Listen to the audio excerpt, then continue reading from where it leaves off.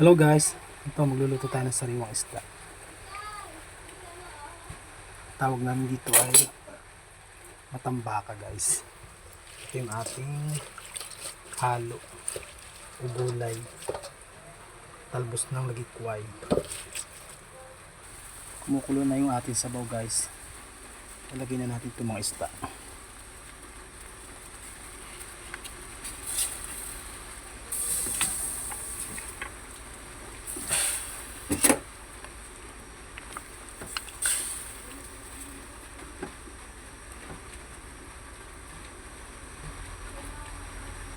Hintay lang natin kumulo guys.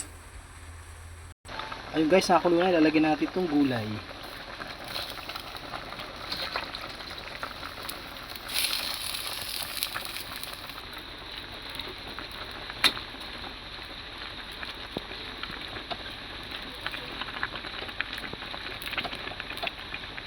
Ayun guys, maluluto ng ating ulam.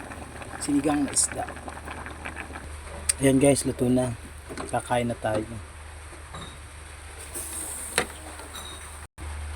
Ayan guys, kain na na.